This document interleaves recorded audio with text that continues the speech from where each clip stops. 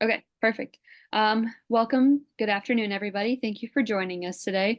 I have a quick slide pulled up, kind of going over what we have for everybody for today's webinar. Again, please remember to keep yourselves muted, update your name accordingly on your profile so we know who everybody is.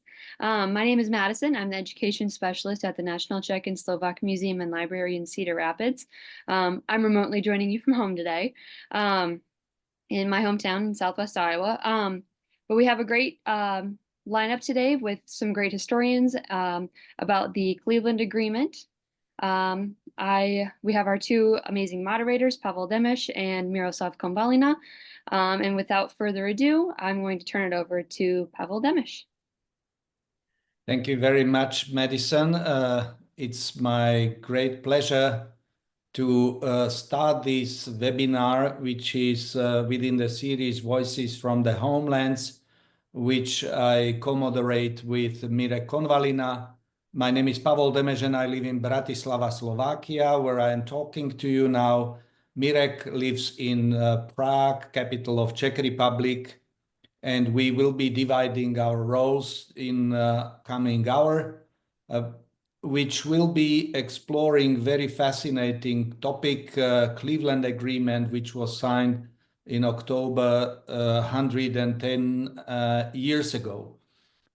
We will be looking at this momentous document and event via two well-known historians, Dagmar HájkováDagmar and from Prague, and Michal Křiňan from Bratislava, and we are very pleased that we will have also Paul Burik, who lives in Cleveland, and he will bring us to very city where Cleveland Agreement was signed 110 years ago.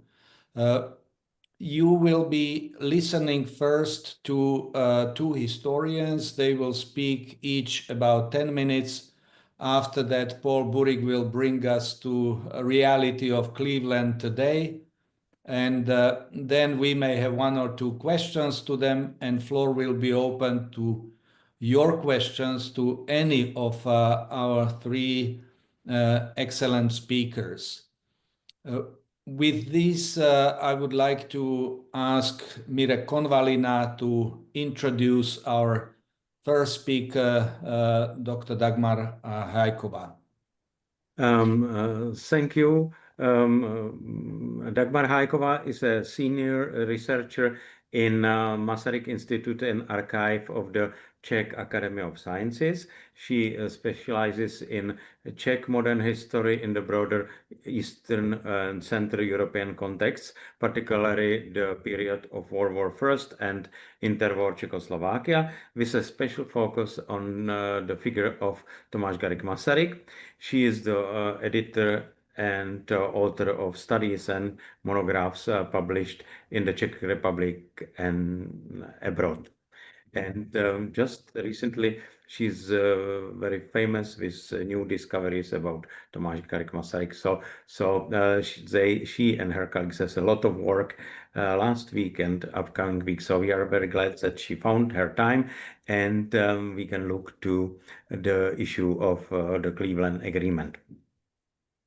Thank you, Mirek. Let me introduce Michal Křiňan. Michal is well-known Slovak historian who works at the Slovak Academy of Sciences. He studied in Paris at Sorbonne University, where he also lectured. Michal, even if he is young, he served already in Presidium of the Slovak Academy of Sciences. And he is in Slovakia, but not only in Slovakia, but also in France, Czech Republic, and other countries, well known for his studies on Milan Rastislav Štefánik. He authored the book, Milan Rastislav Štefánik, the Slovak National Hero, and co-founder of Czechoslovakia, which is available in French, Czech, Slovak, and soon also Romanian. Michal is quite often in Slovak media commenting on this personality, but also period when modern Czechoslovakia was created. Paul Burik born in Czech Republic. We had some disputes with Dalibor whether he is Czech and Slovak. Let's call Paul Czechoslovak, because born in Czech Republic but spent some time also in Slovakia. But after invasion of Warsaw Pact troops in 1968, he emigrated to the United States, where he studied architecture and lived most of his life in Cleveland, which he knows very well. And he serves on boards of several organizations, including Sokol, which is attached to National Bohemian Hall, the very place where Cleveland Agreement was signed. With this, Mirek, I think that we could start via your introduction of our first speaker. Yeah, I think it's important to bring up this topic, especially in recent days, because we can be reminded about the mutual history of and the role of expatriates, and about the purpose, which was to show commitment to the fight for the self-determination of the both Slavic nations in an independent federation. So I would like to ask Dr. Hájková for her presentation. Unmute yourself. Yeah, I did it. Good afternoon, maybe evening for somebody, and I'm really grateful for invitation. We are today discussing the Cleveland Agreement, which is now largely forgotten in Czech historical narrative. But I believe that it is important to recall its symbolism in the Czech and Slovak relationship and its significance in the formation of Czechoslovakia. I will focus on the first few months of the war and the road to the Cleveland Agreement. It is a story of rapid mobilization, organization challenges, and difficult negotiations. It is a story of identity of small nations. When war started in Europe, during the summer holidays in 1914, Czechs in the United States reacted immediately and emotionally. They expressed pan-Slavic sympathies, especially support to Serbia. By the end of July, anti-Austrian and anti-military demonstrations were in every major Czech centers in America. For example, at the end of July, around 4,000 people gathered in a Pilsen brewery in Chicago. They collected $3,000 and sent them to the Serbs.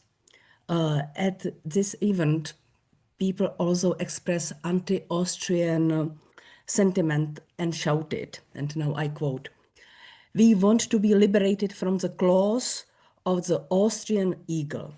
And this was not isolated incident. Similar meetings followed in St. Louis, New York, Cleveland, Baltimore, and Boston throughout August. In this month, journalist Jan Janák published in Osvěta americká article in which he demanded Czech independence, or at least autonomy. And in this article was written, "Long live the United States of Bohemia, Moravia, Silesia, and Slovakia." Notice that Slovakia was already part of this vision. But this emotional atmosphere brought also misinformation. Newspapers reported on the persecution of Czechs in Bohemia, but many stories were exaggerated or simply false. Czechs even believed that Masaryk and other politicians were dead, killed, or sentenced to death.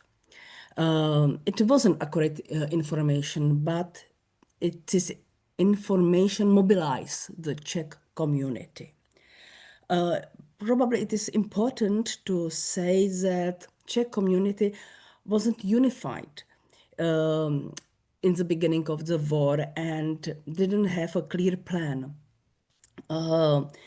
At the beginning of the war were multiple approaches and visions of final goal. actions were spontaneous and lacked coordination.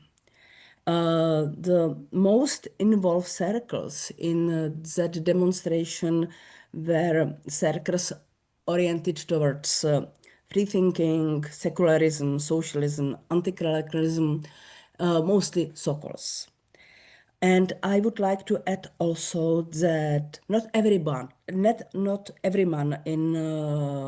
the Czech community supported independence.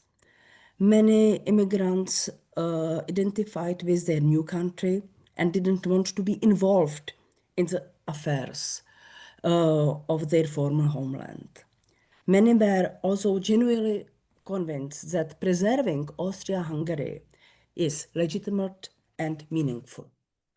In August, many organizations, mostly relief organizations, were created. But what was the most important was the Bohemian National Alliance in Chicago, which was established in the beginning of September.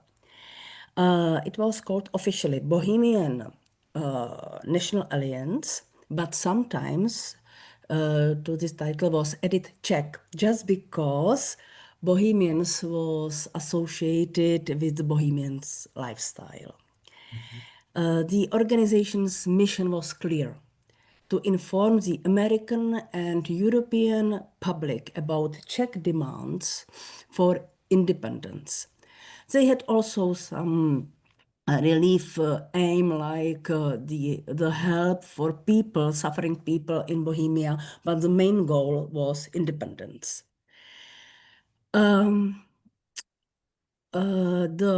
This organization took shape in the future months, and the important role had also Cleveland, because in the spring 1915, the Czech delegates of Bohemian National Alliance gathered in Bohemian National Hall in Cleveland, and after many hours of discussion, they established the headquarters in Chicago, elected Ludwig Fischer as a president. It was a doctor, and in the future, after the war, he was the first director of military hospital in Prague, very important person. And what was important in this event was that this conference recommended maintaining contact with brother Slovaks. Bohemian National Alliance didn't just advocate for Czech independence, they also emphasized loyalty to United States.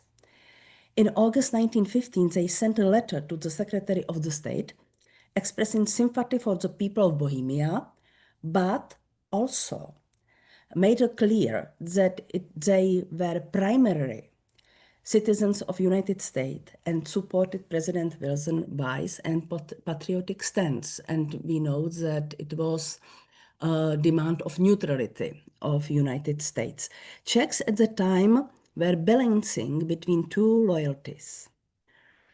And now maybe I have to go further with the story of Czech and Slovaks in America, which actually began in October 1914, when Albert Mamatej, president of the Slovak League of America, which was established in 1907 already.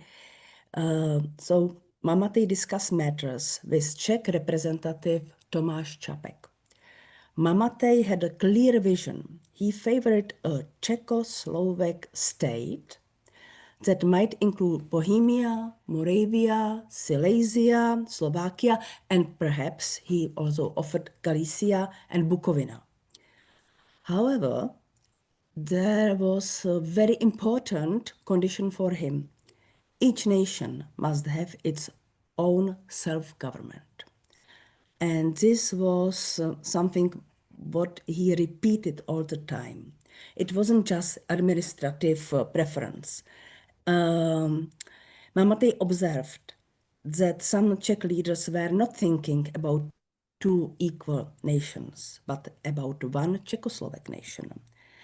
At the meeting of Czech and Slovak's representative in New York in February 1915, Albert Mamatej expressed the concerns about many Slovaks. While cooperation with the Czechs was perhaps necessary, it was also potential threat. I fear, and now I quote, he said, that Slovaks will not be able to maintain their national distinctness alongside the Czechs. The meeting, again, after many hours of discussion, ended with a compromise, but it was also a clear message. Slovaks would cooperate, but they would not be absorbed. The term absorbed is quite often in the correspondence between Czech and Slovaks. And again, in February 1915, when was a meeting of Slovak League in America in Pittsburgh, the Slovaks decided cooperate with Czech, but they also expressed clear motto, equal with equal. And one participant even stated, the Czechs must not interfere in our affairs. So the first joint conference between Slovak and Czechs was in April 1915, where Emil Tehlár, member of Slovak League in America, articulated his position. And again, I quote, I'm in favor of joint action because I believe that only by acting together as two strong units internally and as one entity externally can we achieve political independence. The phrase expresses both hope and tensions. However, not all Slovaks agreed. Some Slovak Catholics wanted nothing to do with free thinkers and socialist Czechs. And it was also expressed some fear or suspicion. Were the Czechs helping the Slovaks out of genuine solidarity or for their own benefit? But all the year 1950 actually continued negotiations. The Czechs tried to coordinate propaganda efforts. For example, Josef Vrzický, who was the secretary of Bohemian National Alliance, wrote to Mamatej, suggesting to send congratulatory telegram to Masaryk and British Prime Minister Asquith. It was for the occasion of the first lecture of Masaryk at the London University. Vrzický was very enthusiastic about the publicity which would be generated, and it would be the, and now I quote, the best herald of Czechoslovak cooperation. And now notice the words Czechoslovak cooperation, not Czech and Slovak cooperation. Such small linguistic choices were hugely significant to Slovaks who were watching for signs of Czech attitudes. But they were also aware of the mutual closeness and usefulness of cooperation. And therefore, they came together to Cleveland in October 1915 to the Bohemian National Hall. 4 Czech representatives and 12 Slovak representatives. Mamatej was the first to speak, invoking the belief of the poet Kollár that the future belongs to the Slavs. However, they need harmony and forget all disputes. He confirmed that Slovak League had never opposed Czechoslovak independence. Another discutant, Boska, Czech businessman, journalist, and also spy, warned that if Germans won, they would erase the Czechs and Slovaks from the map. And he also called for very hard work for independence. After hours of discussion, they reached an agreement. The goal was the independence of the Bohemian lands and Slovakia, along with the formation of a federative union of the Czech and Slovak nations. Slovakia would have complete autonomy, including its own parliament, state administration, financial administration, and political administration. Slovak would be the state language, and they would be complete cultural freedom. What was interesting, that the agreement contained no such provisions to protect Czech interests. The explanation could be that the Czechs felt confident in their position. And I also want to underline that the agreement was signed only by Czech and Slovak compatriots, not politicians in exile, not politicians from homeland. After the war, Vojta Beneš, brother of Edvard Beneš, foreign minister, called the Cleveland Agreement a tactical concession. The Bohemian National Alliance knew it couldn't dictate political conditions in Bohemia, but the Slovak League wouldn't sign anything else. According to Beneš, the Slovaks had their own calculations. They feared that without this agreement, the peace conference might leave them in Hungary.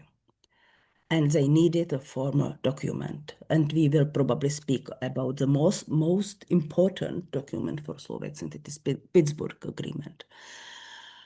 Also, the agreement, the Cleveland Agreement, seemed to establish mutual understanding. Fundamental question remained: were the Czechs and Slovaks one nation or two? The document spoke about Czech and Slovak nations, plural, in federation. However, many Czech leaders, including Masaryk and Demeš, believe in a single Czechoslovak nation. The Cleveland Agreement established the foundation for Czechoslovakia, but also planted seeds for future conflicts about the nature of the state, a federal partnership of equal or of unified nation state. These tensions, visible from the very beginning in America as both communities search for consensus, would persist throughout the first Czechoslovak Republic. Thank you. Okay, excellent. This was very good entree, excellent. And I think that Michal, you can take it now from Dagmar and continue, because I think she laid extremely well these dilemmas of Cleveland Agreement, and surely next discussions about leading up to Pittsburgh Agreement, creation of Czechoslovakia. So please, now it's floor is yours. Yes, thank you very much, Pavol, and I would like to express my gratitude to you, to Miroslav, to Dalibor, and also to the National Czech and Slovak Museum and Library in Cedar Rapids for organizing this event and for inviting me to speak here to you. And I'm not in easy position, because after such a wonderful presentation of Dagmar, I'm not sure whether I think I'm in the difficult position. But anyway, I would like to start with a short personal anecdote, with a short personal story. In 2017, the president of French Centenary Mission, I mean, it was the mission established by the French government in order to coordinate and to organize the commemoration of the Great War. And as you may know, the Great War is really a great topic in France. And so in 2017, this Mr. Joseph Zime came to Bratislava, and he met us at the Slovak Academy of Sciences. And he was completely thrilled. He was amazed by the fact that Czechs and Slovaks, Czech Republic and Slovakia, are commemorating, are celebrating together the creation of the state that doesn't exist anymore. He was completely amazed by this, and of course it was in contradiction with the situation in former or successor states of Yugoslavia, or these post-Soviet states that mainly in Yugoslavia and in post-Soviet space, they don't want to they do not claim the heritage of Yugoslavia and of Soviet Union. But I think this is what make this case, this Czechoslovak case, very, very interesting. That even if we separate it, we both, like Czechs and Slovaks, we claim this common heritage. And one of the milestone of this common heritage is obviously the Cleveland Agreement. I think I would like to underline one very important aspect, is that until 1914 or 1915, the very idea of independence of Czechoslovakia or Czech lands or Slovakia was it wasn't really a plan for any relevant Czech or Slovak politician. They were all, or the great majority of them, they wanted an autonomy within Austro-Hungarian Empire. And in other words, this idea of independence was very radical. Another important point I would like to highlight is that the Austro-Hungarian Empire, and for us, from our point of view, it's obvious that Czechoslovakia was born, but it wasn't not obvious at all in 1914, in 1915, 1916, 1917, and even in 1918, there was a lot of doubts about it. And so the Austro-Hungarian Empire was an empire with very long tradition of statehood. I mean, it was not, and this Štefánik, Demeš, and Masaryk and others, they wanted to destroy this very important player on European level and also on world level on international affairs. Austro-Hungarian Empire was a very, very strong player. So their task was not at all easy. That's why they needed the support, the unconditional support and united support of Czechs and Slovaks within Austro-Hungarian Empire and also abroad. And as Dagmar already said it, the Czechs and the Czechs in the United States were fragmented, and also Slovaks, even if they had their one association, Slovak National League of Slovak League of America. Even within the Slovak League of America, there was different currents. One of them was more pro-Czechoslovak, another was more wanted more autonomy or federation for Slovakia. But this Czechoslovak foreign movement that established Czechoslovak National Council in Paris and was led by Tomáš Garrigue Masaryk, Milan Rastislav Štefánik, and Edvard Beneš, they needed support regardless this little frictions or big frictions that were among Slovaks or Czechs. And with the growing international successes of the Czechoslovak National Council, I mean the support of Czechs and Slovaks in parallel started the support of Czechs and Slovaks in the United States for the idea of Czechoslovakia was growing in parallel. And another important event happened, or another important, let's call it event happened in 1917 when Milan Rastislav Štefánik came to the United States, and he wanted, of course, because he was the vice president of the Czechoslovak National Council, he wanted to promote this idea of independent Czechoslovakia, and in the same time he wanted to recruit Czechs and Czech and Slovak volunteers for the legions, for the Czechoslovak army abroad that was soon to be created in France, in Italy, and that was Russia. I mean, this Czechoslovak legions were the most important mean of the Czechoslovak foreign movement in order to influence Entente politicians, diplomats, and military personnel.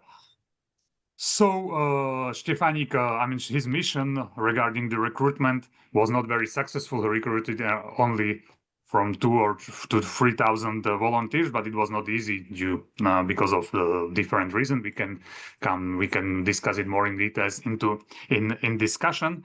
And what was also another important support from the part of Czech and Slovak compatriots abroad was their financial support. As Masaryk wrote his memoirs on this period, he called it World Revolution, Svetová revoluce. And if you are doing revolution on such a large scale, you need money.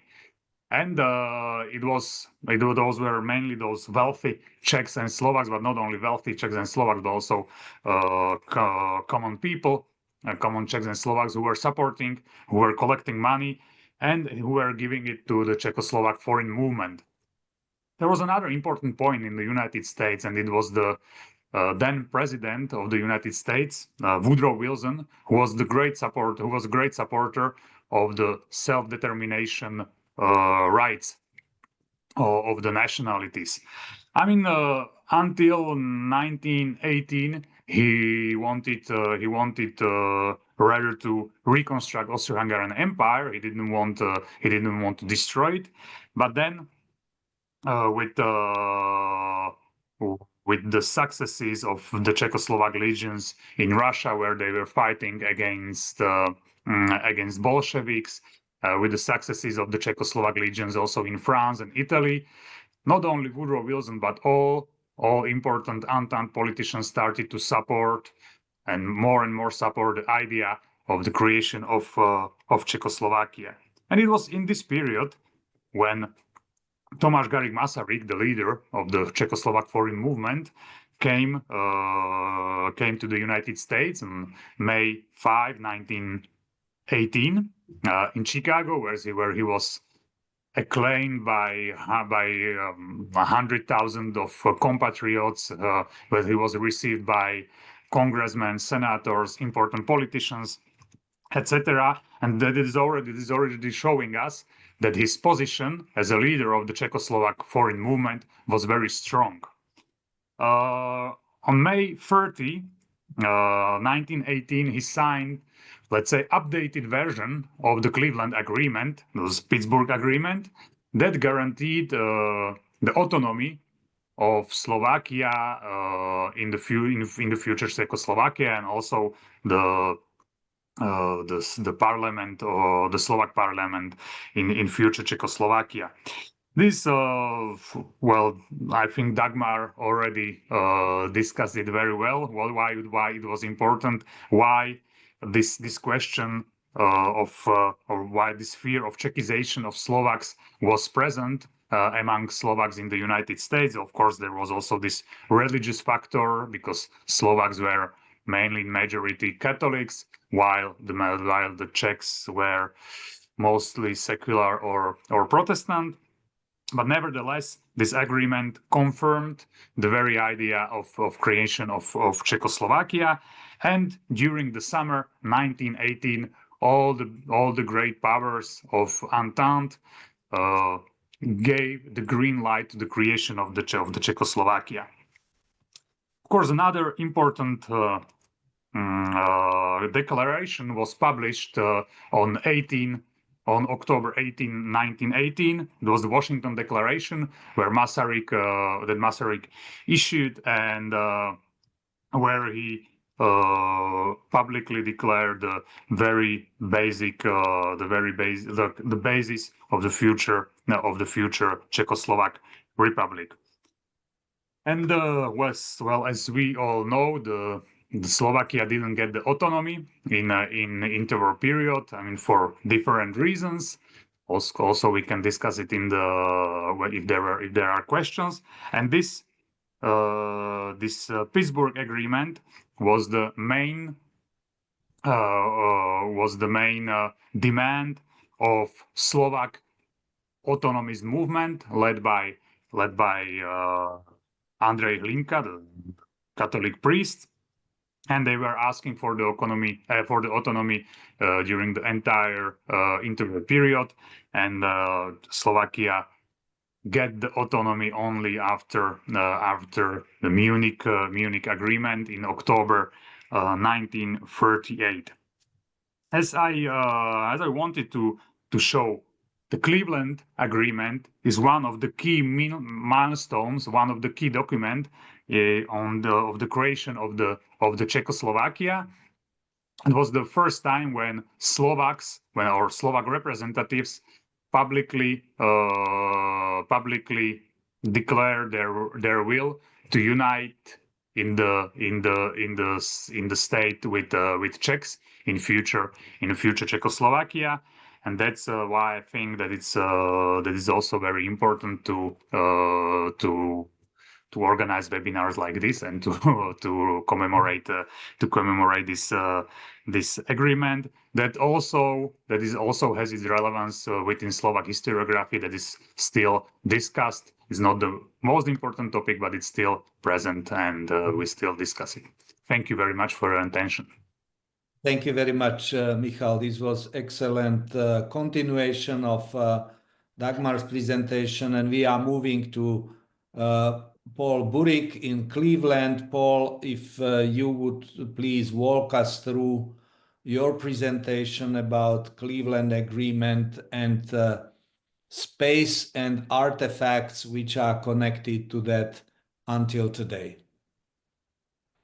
Well, hello everybody, and thank you for being included in such a prestigious group.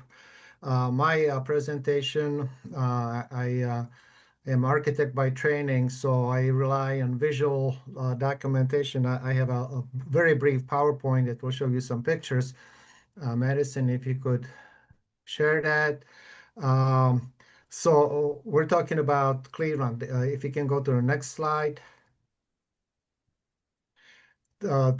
Cleveland is, as you may or may not know, it's located on the shores of Lake Erie, and it's about, go to next slide.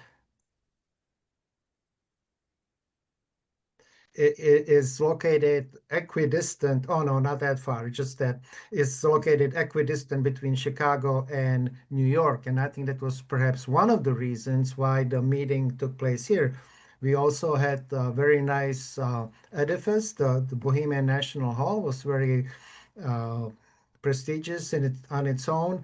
And I believe there was some assistance from local clergy that arranged for that meeting. Now we could go to the next slide.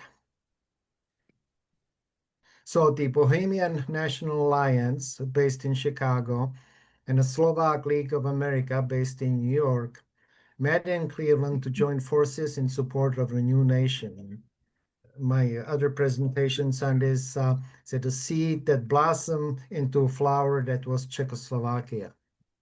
Next. Prior to 1915, Masaryk lectured at the Bohemian Hall and inspired the United Czech expatriates in support of the idea of a new independent nation. Next. Masaryk, you see a photograph of a statue of him that's located in a Czech cultural garden. Here in Cleveland, we have cultural gardens, about 36 cultural gardens of various nationalities that depict significant nationalities. There is Czech, there is Carpathorusyn garden, and that's another talk for one of your webinars. Next. So the conference, you see a photograph of the Bohemian Hall, the historic Bohemian Hall. To the left, the tall building. To the right, this new gym that was added by so-called Greater Cleveland. But the conference was held at the Bohemian Hall on October 22nd through 25th in 1915. Again, in attendance were the Bohemian National Alliance, Slovak League of America. The Bohemian Hall is shown here. So why don't we move on to the next slide? The 1915 meeting in Cleveland defined what's known as the Cleveland Agreement. Conference was opened by Mr. Manete of the Slovak League of America. His name was mentioned before. Officers were elected. Manete, the chair, Voska, vice chair, Dr. Osuski, Slovak secretary, Mr. Martinek, Czech secretary. It's interesting that there was Czech and Slovak secretary to document this. The actual agreement, I believe, is in Slovak, and we'll see that a little later. Introductory remarks, including acknowledgement that each party is sole representative of their respective peoples, were made, and the conference took place. Next, please.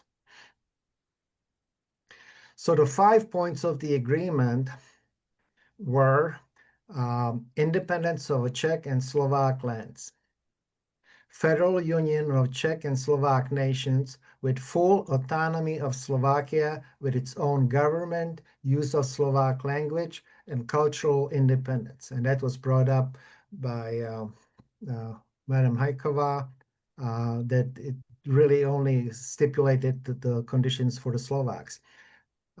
Free elections, form of government, democratic, similar to Great Britain, and item 4.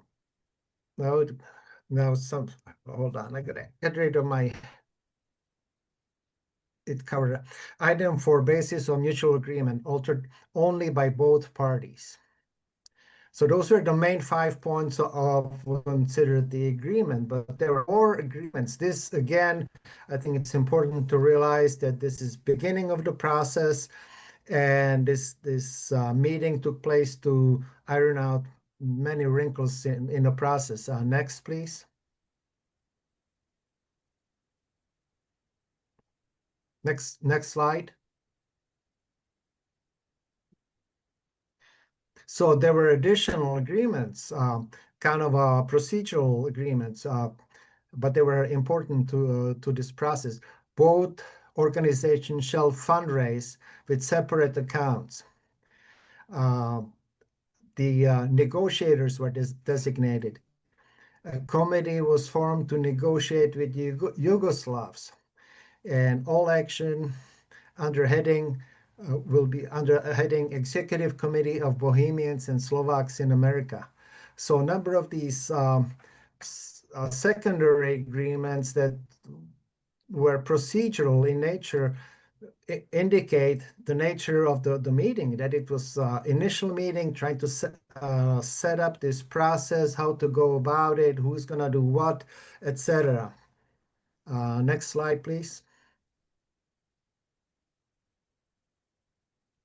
So there's a picture of the meeting minutes of the private, and again, that's interesting. It was a private meeting held in Cleveland, October 22nd, 1915. Mr. Matthias, secretary. Again, if you were able to zoom in on that, it is in Slovak. Next, please. The signature page that you see a picture of, the signature page of the minutes constitutes the agreement documentation. I believe no formal display type of a document was made.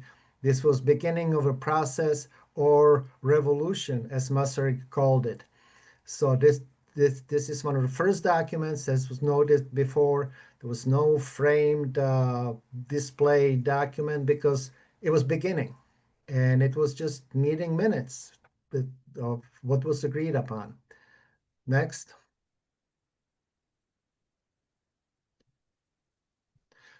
I already mentioned this document is the first formal agreement between the two nationalities.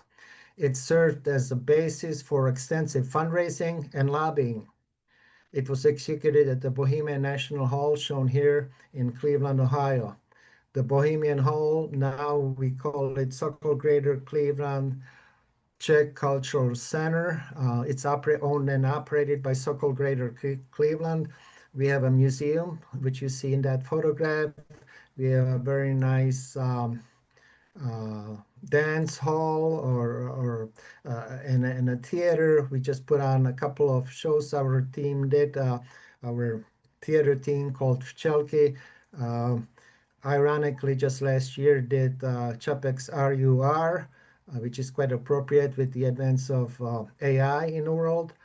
And next slide, please.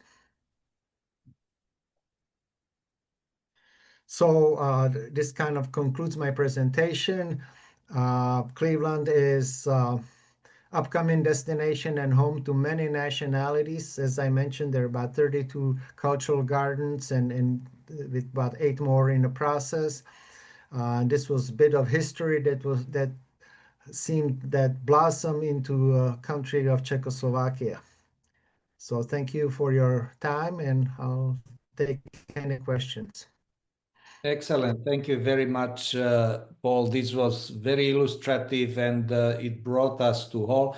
I have just small question before Mirek will pose his, that document which you showed with signatures, is it in Cleveland or where is the actual document now? There's a copy of it. That's what you saw. And that's a common question. Where is that document? We don't have it. We don't have the original here. And when you think about the process, the two parties met, one from Chicago, one from New York. They met in Cleveland, they had their conference, and they went back home. So I would say if you were to look for it, you would need to look in Chicago and in New York, because we were sort of just a meeting place. Dagmar, and not necessarily storing the documentation. Dagmar, do you know where the document is? No, I just saw very shortly the document in Slovak, but the signature are not the. It is not signed by Czechs. It was just vlastní rukou, you know. I know the signature of Fischer or of Tvrzický. It is just signed by different person. So I assume that it is just one copy of the document. I don't know exactly where the original could be, but it is possible that it is in military archive in Prague, where is fond České národní sdružení, Bohemian National Alliance. And when I will have time, I look at it. So, Michal, you do not have it at Slovak Academy of Sciences. We don't have it, but if the question is about the Cleveland Agreement, I mean, the copy that we are using is in the archives of Spolok Svätého Vojtecha. And well, and if there is if it's an agreement of two parties, probably there will be at least 2 copies of it. So it's hard to talk about one original. I think it should be at least 2 of them. There are at least 2 of them. Maybe in both languages. It could be in both languages, in Slovak and Czech. Okay, thank you. Mirek, floor is yours. No, thank you for both presentations.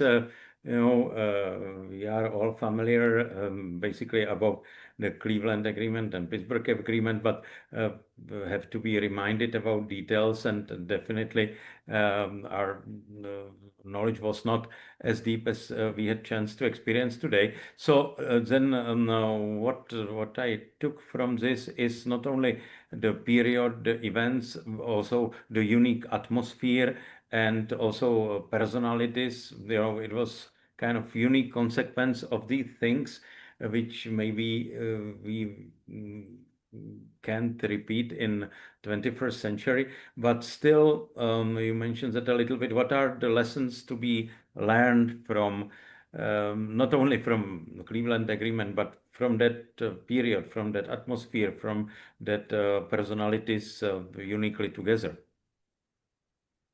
Maybe we can start with Dagmar.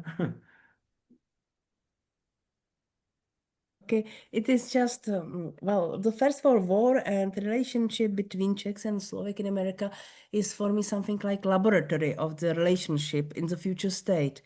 And the lesson from the 1915, from all these negotiations and all these documents, I couldn't quote for you because it's just too many documents. I think that sometimes it is a lack of sensitivity from the Czech side and some distrust from the Slovak side. So because Slovaks didn't trust Czechs that they would not, of course, Czechicize them. Yeah, it sometimes in the documents it is this fear. And Czechs sometimes didn't have sensibility for Slovak identity, which was really very strong in the United States. They developed in the democratic states their own Slovak identity. Yep. And Maybe Michal can continue, and I can add something later. Your take on relevance of this document or time and what it showed, because I think that from both Dagmar and you, it was very interesting to see how this struggle of Slovaks not to be overruled or absorbed, the term used by Dagmar, that it was during in correspondence and talks between the two delegations that apparently this was lasting in interwar period as well, and at the end resulted probably also in split of Czechoslovakia in 1993, when two political groups, Czechs and Slovaks, were unable to figure out how to divide the power in after 89. How would you comment on that? Well, maybe I would also underline the geopolitical context at the time, because, well, Slovaks they were living in the Kingdom of Hungary, were very weak from the political point of view. On the other hand, Czechs, or as the universal masculine vote was introduced in Austria in 1907. Oh, five. Five, yes. So of course the political system was much more developed in Czech lands, etc. But they had a huge German minority, so they needed this idea or this construct of the Czechoslovak nations in order to feel and to be more strong towards the Germans, that Czech lands were basically encircled by Germany and by Austria. And so these geopolitical aspects were very present in 1918, but they were not present there anymore in 1993. I mean, Slovaks were already much more developed from the political point of view. Czechs didn't have to fear Germans anymore. So I think this is also the unification or the common states of Czechs and Slovaks was also, well, was of course based on very close culture, language, traditions, etc., etc. But it was also political decision that was topical at the beginning of the century, but that was not topical at the beginning of 90s. I think this is also important to underline. And what is the lesson to learn? I think the lesson to learn is that, okay, we spent quite a long time together as Czechs and Slovaks. Then we decided to go our way. Then was this velvet divorce in 1993, but we can still remain friends. We can still talk to each other, and as I think Czechs consider Slovaks to be their more closest nation, and vice versa. So I think this is very, very nice, and the very existence of National Czech and Slovak Museum and Library confirm this great cooperation. Thank you very much. I can chime in on that a little bit too, from current situation. Here in Cleveland, we have the Slovak community is perhaps stronger, bigger in the numbers than the Czech community. And again, as I was introduced in Czechoslovak, and I want to kind of reinforce that, because by saying what I'm about to say, I may not make friends in the Slovak community. So whenever we have events at the so-called Greater Cleveland, we always sing the American, Czech, and Slovak national anthems. We're very open to participation by Slovaks. On the other hand, I must admit that there are Slovaks that will say, we'll never enter that building because that's a Czech building, and we will, we're just not gonna go in. So that kind of tension still exists. I would say it's among the older group, the prior generation, I would say. But that tension is still there here in America. Interesting. Madison, any questions which you collected targeting our speakers? Yeah, I have a couple, but I think Bruce has his hand up for a question. Bruce, you can go ahead. Well, I was just curious if there was a primary or dominant personality in the Slovak lands that was similar or at least a counterpart to Masaryk in the Czech lands at this time, at the formation of the Czechoslovak country. I can answer that. I'm not a historian. Stefanik. Yeah. And again, we have a statue of Stefanik in a Slovak garden, but he was the Demeš, Stefanik, and Masaryk were the troika. Yeah, if you don't mind, I'm going to step in right now. I'm going to stay it a little bit. But Bruce, that was a fantastic question. My name is Dr. Mikulaš. I'm the Vice President and COO at the National Czech and Slovak Museum and Library. And I'm really pleased by this opportunity of having discussions related to Cleveland Agreement. So I'm going to gather, let's say, 3 or 4 bullets and then provide an answer to that very interesting question Bruce raised a while ago. So yes, I really think that as far as Slovaks were concerned, I have to say that Slovaks were very, very organized. At the end of the 19th and the beginning of the 20th century, they were so strong. They established the Slovak League of America in 1907. And it was Stephen Furdek who was the leading personality in that respect. I'm going to get back to this guy in a second. I think that this radical idea that Michal mentioned was absolutely suitable for the US. So Slovaks were paralyzed during the First World War in their homelands, but they were so strong, so organized. And I have to say that Slovaks, nicely organized in the United States, were discussing this possible future with the Czechs in 1914 and 1915. And that's a very, very interesting thing. Getting back to Dagmar, when it comes to Cleveland Agreement and when it comes to so many details, it's interesting that nobody knows where the original is, and that just points to the fact that this topic of Cleveland Agreement and the beginning of all of these developments should be studied from that American perspective more than from that perspective in the homelands. And this hasn't been done yet. It's just bizarre, but at the same time, we know that the communism meant a huge blow to the ties between Czechs, Slovaks, and Americans. And finally, getting back to that question, you raised that, Bruce, Masaryk and the Slovak representative. So that one of those most important leaders, Stephen Furdek, died in 1915, surprisingly. And not just him, but several other important leaders like Matuš Jankola and other ones died in 1915 and 1916.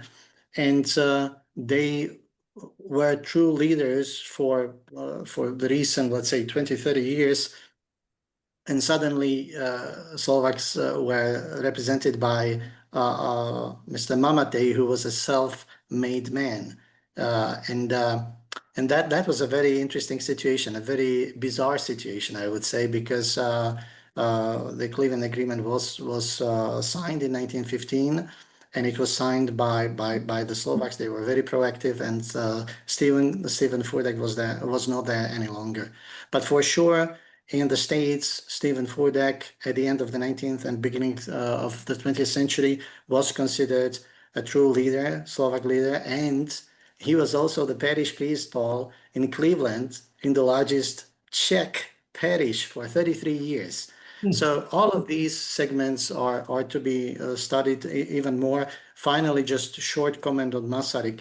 I think that many times in the homelands, since I come from Czechoslovakia, I'm a Slovak citizen working for a short period of time or a longer period of time in the Czech Republic.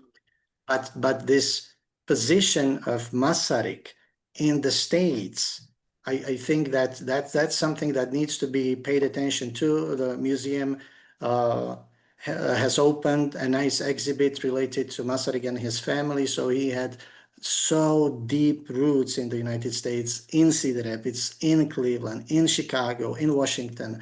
In 1918, he spent more than half a year in the United States preparing the agenda for the new states, and he met 4 times with the American president. So if we can imagine a situation like this these days in 2025, who would meet for any purposes with the president, the present-day president in the United States, right? So that's an interesting topic, and all of these we might continue with them in some other webinars or in the publications that we somehow publish at the National Czech and Slovak Museum and Library in Cedar Rapids. Sorry for talking a little bit longer, but I wanted to mention all of these comments of mine. Thank you. It was Maybe can I add just one thing, and it is the name of Štefan Osusky, very important person who was very strong and who was even opponent to Edvard Beneš during the First World War, who was very strong person in a Czechoslovak independence movement. So just to give credit also to him. And he was signatory of Cleveland Agreement. And okay, Madison, I am aware of time. I think that the discussion is getting to be more developed, but I think that if you would pick a last question, if there is any, or if, please go ahead with that. And unfortunately, we would need to wrap up our discussion. Okay, sounds good. This is kind of a two-parter. Does the Cleveland Agreement reflect Czechoslovakism, or is it more of an agreement of convenience? And without it, would there have ever been a chance at Czechoslovakia united? I don't know who is best suited to answer that question. Michal, if you could try that. I mean, it's very hard to answer the question whether without it, Czechoslovakia would have been united, because this like what we call it counterfactual history. I mean, we cannot prove it, but in general, it was very important. It was very important agreement. It was the first agreement where, or the first public declaration of Slovaks, the representatives of Slovaks, that they want to create a common state with the Czechs, the future Czechoslovakia, and of course, I mean, the Czechoslovakism. I mean, we should not only see it as this idea that Czechs and Slovaks are one nation, like one ethnical nation, but we can also see it as the very idea of the Czechoslovakia. So, when basically in today's Slovak historiography, I mean, all researchers are unanimous that this was very positive steps for Slovaks. That I mean, there is no. I didn't read anyone who is opposing this very idea, and this is the same thing among politicians. So from today's point of view, we can see this as definitely that is something that was something positive for Slovaks, and well. That would be my response. I wanted to be a little bit shorter because I know that we are running out of time.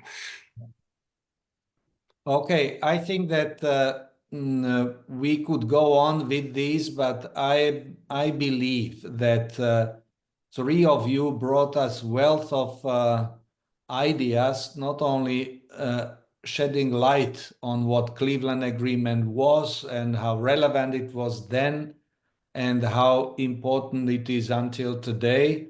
But also, I think that there are pieces of thought which came out, which I believe for National Czech and Slovak Museum and Library will bring some ideas either to do deeper research or organize some discussions on that. I think all three of you, Dagmar, Michal, and Paul, did excellent job bringing your pieces of knowledge to us. All webinar will be recorded and available. Madison will walk us through this and tell us how and where all of you who were on our today's webinar could then listen to, share the link. I thank you all very much. So Madison, Dalibor, and team in Cedar Rapids, but most of all, Dagmar, Michal, and Paul, that you took time and prepared for us excellent webinar. And thank you all who were watching us, and those who will be listening to us, I think will appreciate these voices from the homelands. Mirek, your concluding remark from Prague. Thank you. You said it all. It was very inspirative. You know, just now I am thinking that this is exactly the role of the National Czech and Slovak Museum and the library in Iowa, you know, to bring to the light, you know, the important milestones of our history, and at the same time to find the best historian to respond to these questions and to make them relevant for the present. Thanks, Madison. Awesome. Thank you, everybody, for your attendance, and thank you for your questions, and thank you to our special guest for joining us today. I'm hoping to get this online in the next couple days, but be sure to check our website and Facebook pages for any updates on it and additional information. Again, thank you for your attendance, and hopefully everyone can have a great rest of their afternoon or evenings. Bye-bye.